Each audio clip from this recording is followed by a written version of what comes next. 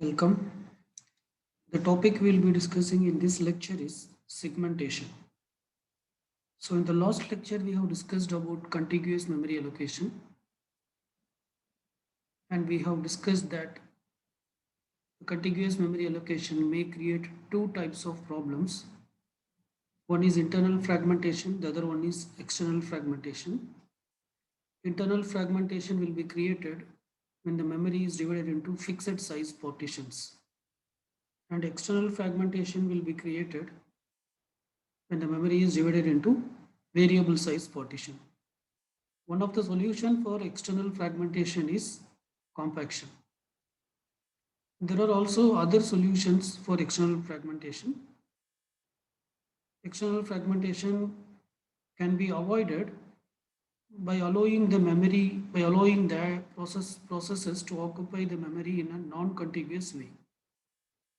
And that is achieved through the techniques called as segmentation and paging. So in this topic, we'll be discussing about segmentation. So before going to the actual topic, we should understand one thing.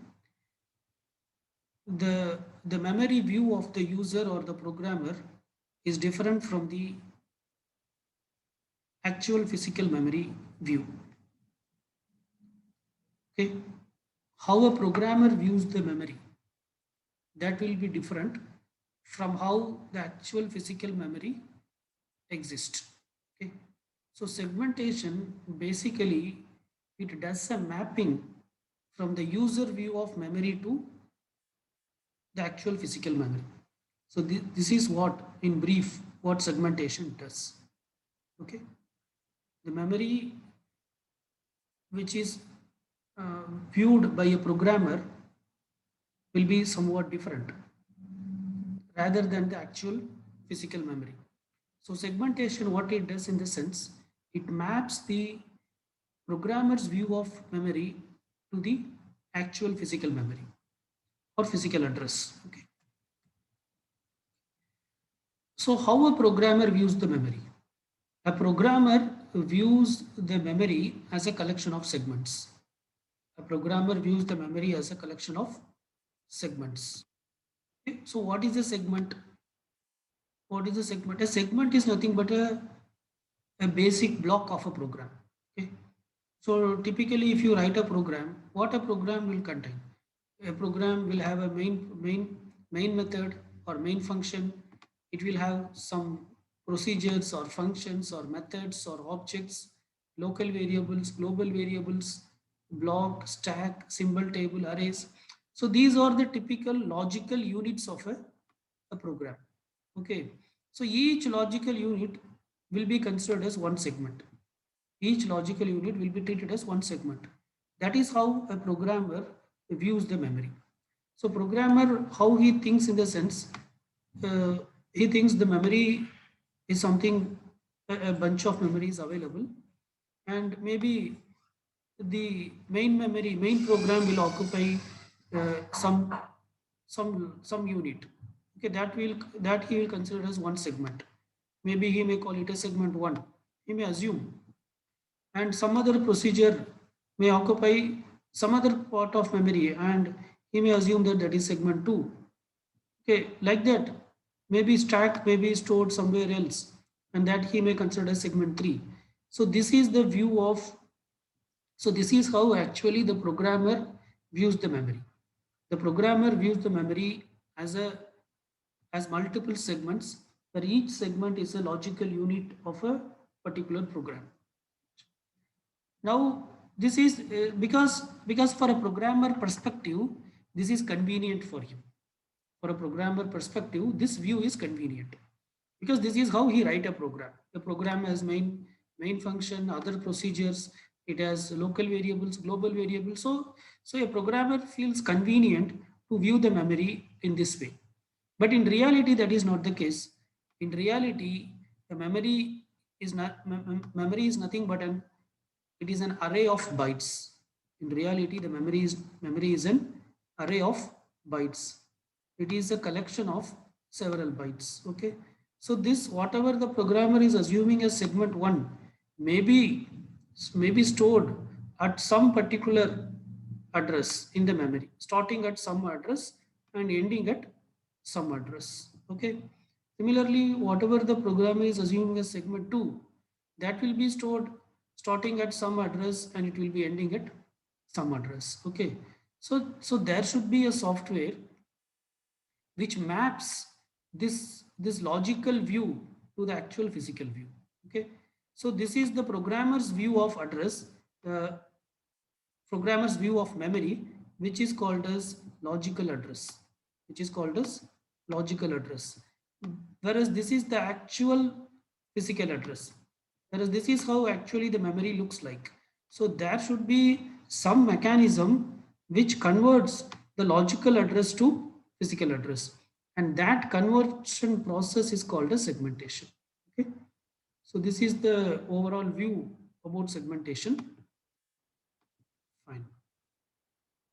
So as we already discussed, this is how a programmer views the memory. Okay, memory is the total memory is available, and some part of memory is occupied by one subroutine, and some other part is a stack is stored, and somewhere else symbol table is stored, somewhere else the main program is stored, somewhere else some other function is stored. Okay, so each block is treated as one segment. Each block is treated as one segment. So this is how a user or a programmer view the memory. Okay, or program. So that is how the program is stored in the memory. So this is how the programmer or a user feels that this is how the programs are stored in the memory. So this type of understanding or representation is called as logical addressing. This type of understanding or representation is called as logical addressing. Okay, but in reality that is not the case. So whatever the user feels as segment 1, that may be stored in one particular location of physical memory. Here 1 means not one location, it may be stored in a sequence of locations. Okay, and whatever the programmer considered as segment 2, that may be stored at some other consecutive location, starting from one address and ending at one particular address. Okay, so segment 1 is starting at this address, some address, and it is ending at this particular address. Okay, similarly segment 2 is starting at this address and it is ending at this particular address. Okay, so in between there may be many locations. Similarly, segment 3 is stored here, starting from one address and ending at some other address. And segment 4 is stored here. Okay, there are some other segments in between, which are either free or it may be occupied by some other processes. Okay, so this is, but in reality this is how the programs or the segments were stored in the memory. Okay, but this is how the user or the programmer views the memory, right? So there should be someone who converts this logical address to physical address. So that conversion process is called as segmentation. Okay, so now let us see how this segmentation happens. Fine. So logical address, so logical addressing consists of basically two things. So as we see in the previous diagram, this is how the user or a programmer sees the memory. Okay, and this type of understanding the memory is called as, or this type of representing the memory is called as logical addressing. And this logical address contains two things. One is the segment name and the other one is the offset. One is the segment name, the other one is the offset. Okay, segment name means name of the segment. What is this segment? Some, you can give some name, say this segment may be main program, then I will call this as main program. This is a procedure 1, then this segment is procedure 1. Okay, this is procedure 2, then this is procedure 2, then the name of this segment is procedure 2. So this is uh, stack, so the name of the segment is stack, like that. What is offset? Offset is segment name will refer to the starting address of the segment. Segment name will refer to the starting address of that particular segment in the memory. Okay. So if this segment is starting at address, if segment 1 is starting at address 2000, then the segment name, its segment name is main program. So main program will just refer to the address 2000. But main program might have stored starting from 2000 to maybe some 2050 locations. Okay, right? So the main program, let us assume it is stored starting from the address 2000 to 2050. Then what is this offset? Offset specifies exactly which location you want to access. So if offset is 10, then the starting address will be added with 10. So 2000 plus 10 is 2010, which will come somewhere here. So it means that currently you want to access the location 2010, right? So a logical address always contains two things. One is the segment number, and the other one is the segment name, the other one is the offset. Okay. But again, always using segment name is not possible, or it is not convenient. So instead of segment name, we use segment number. For every segment name, a number will be given. If you see in the previous first diagram, all segments are named. This is called a subroutine, this is called a stack, this is called a symbol table, this is main program, this is square root. But here if you see, everything is numbered because naming is not that convenient while programming, right? So the segment names are for our convenience, it is converted to numbers. Okay, so that segmentation can be done easily. Okay, so a logical address always contains two things. One is the segment number, and the other one is the offset. The logical address always contains two things. One is the segment number and the other one is the offset. Okay, right. And then there will be something called a segment table. There will be something called a segment table. Okay, so there is a segment table.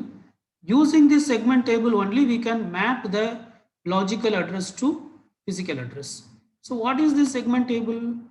What is this segment table in the sense? The segment table, basically it contains two columns. The segment table contains two columns. It can have n number of rows. Number of rows, it depends. Okay, it depends on totally the memory contains how many segments, like that, right? So it can have n number of rows. So what are the two columns? In the sense, the first column represents the offset.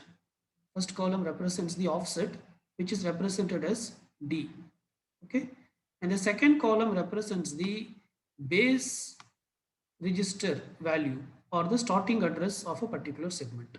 Okay, the first column refers to the offset, which is represented as D, and the second column refers to the base base or the starting address. Okay, so mm, mm, sorry. Okay, the first column is not offset, the first column is limit. First column is limit, and the second column represents base or the starting address of a particular segment. Okay, and then so here there will be some, for example, here the zeroth row represents zeroth segment. First row represents first segment.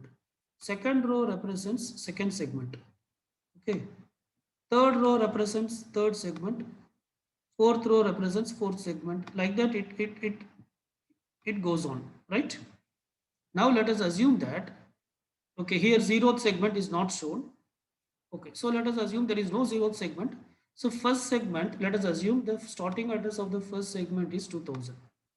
Okay, its starting address is 2000.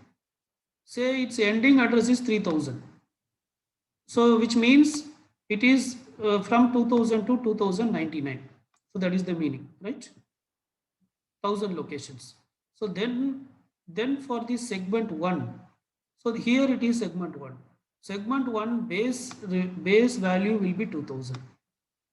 Segment 1 base value will be 2000, and its limit value will be 1000. Its limit value will be 1000, because totally it can address how many locations? Thousands, 1000 location, from 2000 to 3000. Okay. Okay. So its base value will be 2000 and its limit value will be 1000, right? Okay. Okay. Similarly, let us say that segment 2 say its starting address is 6000. Say segment 2's starting address is 6000. Say it is going up to 6500. So it is going up to 6500. So in this case, its base register value will be 6000. Its base location value will be 6000, and its limit value will be 500. Its limit value will be 500. Limit also represents length. How much? What is the length? Okay. So its limit will be 500. Okay. Similarly, if you take segment 3, it is starting at 6500. Say it is going up to 8500. 8500. So, its base value will be 6500. Its base value will be 6500, and its limit value will be 2000. Okay, 6500 plus 2000 is 8500. So its limit value will be 2000. Okay. So this is how the base register and the limit register's content will be filled up. Okay. Now, what happens in the sense? The CPU will generate a logical address. CPU will generate a logical address. CPU will not directly generate a physical address. So in this case, the logical address will have two parts. One is the segment number and the offset. So if the segment number is say if the segment number is say 2, segment number is 2, and the offset is say 100, say offset is 100. Okay, then what will happen? Segment 2, it will map in the segment table. What is segment 2? What is the segment 2's base address? 6000. Okay, then take 6000. Okay, it takes 6000. And then what is the offset? Offset is 100. Okay, but before taking the offset, it will check whether the offset is less than the limit or not. What is the corresponding limit? 500. Yes, offset is less than limit. If offset is less than limit, then it is a valid address. Otherwise, it will be an invalid address. Okay. First, it will find the segment number, and then it will check. First, it will check the offset, whether the offset is less than limit. If the offset is less than limit, then only it will proceed. Okay. Because if offset is not less than limit, then it becomes an invalid address. In this case, offset is less than limit. So take the corresponding base address. So segment 2's base address as of the segment table, this is segment table. Okay. This table is nothing but segment table, 6000. So now 6000, as the offset is less than limit, add offset to the base address. So what you get? 6000 plus 100, which is nothing but 6100. So it means that this particular logical address 2,100, where 2 represents the segment number and 100 represents the offset, it basically maps to this particular physical address, which is nothing but 6100. Okay. So in brief, this is how segmentation works. Suppose if offset is greater than limit, suppose instead of 100, if it is 600 here, then it checks offset is greater than limit. Then it will create a trap. Okay, trap is a, trap is a hardware interrupt, right? So this is the whole process of segmentation. Okay? So there will be a segment table which maps the two-dimensional logical address to one-dimensional physical address. Okay. So the segment table, what it does in the sense, the logical address is two-dimensional. It maps the two-dimensional logical address to one-dimensional physical address. Physical address is one-dimensional. There is only one dimension. It does not have two things. It has only one address, right? So the segment table contains what? It contains each row of the segment table contains base and limit. So base contains the starting physical address of a particular segment, like where it is residing in the memory. And limit specifies the length of that particular segment. Okay. So this base value of a particular segment is also called a segment table base register. Okay, so the segment table base register points to the segment table's uh, location in the memory. Yeah, right. So that is, see, the entire segment table is divided into uh, several two columns, right? So first column represents the limit, and the second column represents the base address. Okay, so a specific segment table base register. So this is the segment table base register. Every second column is a segment table base register for a particular segment. So this is the segment table base register for zeroth segment. Okay, and this is the segment table base register for the first segment. So this points to the particular segment's starting location. Okay, and the STLR segment table length register indicates the number of segments used by the program. So this specifies the starting address and this specifies the length. Starting from that address, how many uh, how many how many locations that particular segment is allowed to access. Okay, fine. So yeah, so CPU will create a logical address, and this logical address will contains two things. One is the segment number, the other one is the offset. Segment number is represented as S and offset is represented as D. D represents displacement. Offset is otherwise called as displacement. Okay. So S is the index to the segment table. S is the index to the segment table, because if you recollect, the segment table contains base and limit values, but how will you connect this particular S value? Because there is an index 0, 1, 2. Okay, so if S is 2, then it refers to this segment. Then it means you have to take this particular base address. Okay, so S is the index to the segment table, and D is the offset, and D should be greater than or equal to 0, and it should be less than limit, not less than or equal to. D should be greater than or equal to 0, and it should be less than limit. If it is not that case, then it will create a trap. Then the hardware itself will create a trap, and that becomes an illegal memory access. Okay. If the value of D is legal, that is, if the value of D is between 0, if it is greater than or equal to 0 and less than limit, then the base content will be added with the uh, then it will be added with the offset D will be added with the base register to create the actual physical address, right? So this is the whole process. I think it's clear. So the CPU will create a logical address which contains the segment number and the offset. The segment number is an index to the segment table, and the value of offset should be greater than or equal to 0, and it should be less than the segment limit.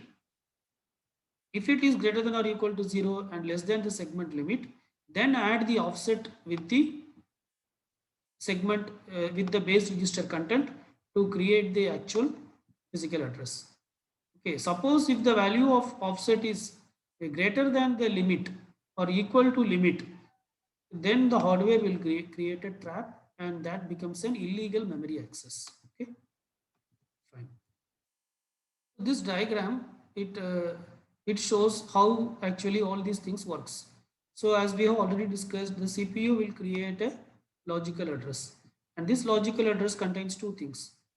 It contains the segment number and the offset. So first, what you check, in the sense, you check whether the offset is less than or equal to the that particular segment's limit value. So this particular S it refers to some segment number. So if S is K, then this is kth segment. Okay, then this is kth segment. So segments are numbered from 0 to, say segments are numbered from 0 to n minus 1. Totally there are n segments, means then it will be from 0 to n minus 1. So in between there is a segment k. So for kth segment, what is the limit you take?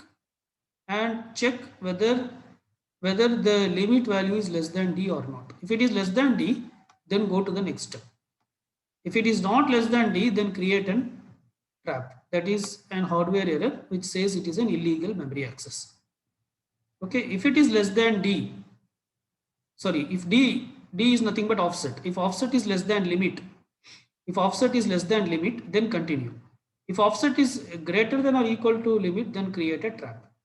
If it is less than, if the offset d is less than limit, then take the appropriate base register value and add it with the offset. That will give the actual physical address. Okay, so this is how the logical address is converted to physical address using segmentation. Okay. So here is a complete example. We can see, so there are several, here the segment name is also given and segment number is also given. But finally, we use segment numbers. We ignore the segment names. So segment 0 is subroutine.